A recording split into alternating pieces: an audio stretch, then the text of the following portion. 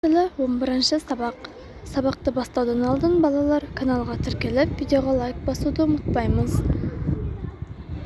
Және де мен сабақта ауызша айтып кетемін, сендер түсінбей қалған жерлеріңді қайтадан болмаса видеоны тоқтатып тұрып көрулеріңе болады. Мәтінді түсініп оқы. Ағаш ек. Адам таза ауамен демалады.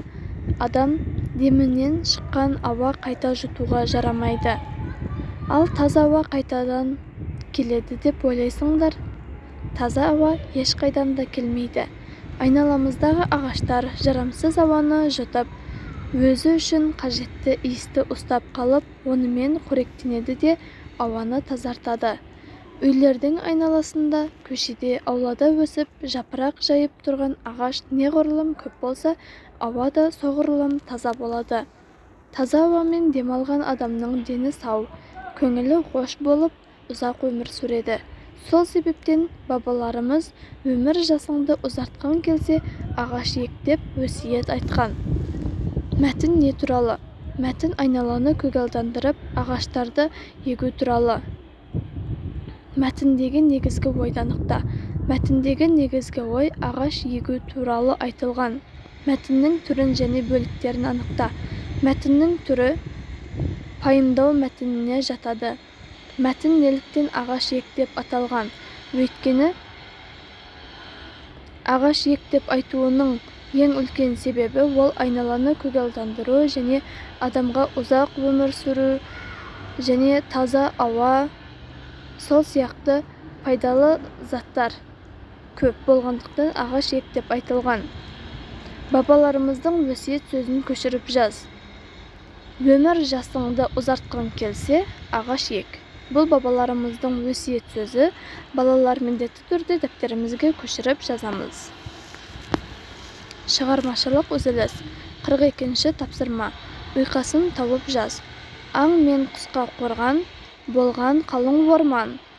Құлпырып көк өсер, құйған сайын нөсер. Жазған өлең бойынша өзіндік ой тұжырым жаса. Бұл өлең бойынша ой тұжырым: аң мен құстар орманда қорғанып жүру үшін орман қалың болуы керек.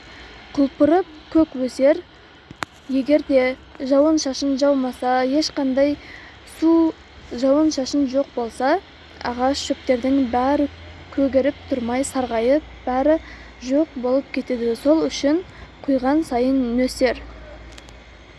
Сол үшін жаңбыр жауып, су болып,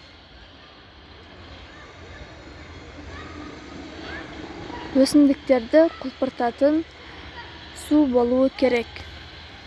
43-ші тапсырма. Табиғатты қорғау үшін не істеу керек? Тақырыбында пікір білдіруге арналған сұрақтар құрастыр. Тақырыпты қорғау үшін не істеу керек? Табиғатты қандай қорғай аламыз? Табиғатқа қандай ағаштар егуге болады? Ағаштарды қай жерге еккен дұрыс? Сөздерді 44-ші тапсырма. Сөздерді мағынасына қарай отырып, орналастырып өлеңді оқы. Жерге бай, көлге бай, шалқар, елім менің айдынды.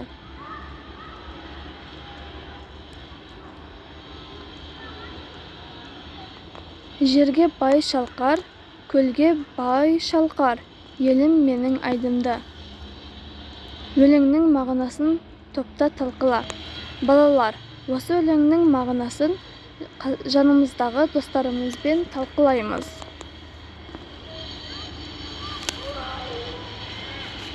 Осымен біздің сабағымыз аяқталды. Түсінбей қалған жерлерің болса, комментарияға жазып сұрауларыңа болады. Сендерге барынша тапсырмалардың жауаптарын дұрыс айтып беруге тырысамын.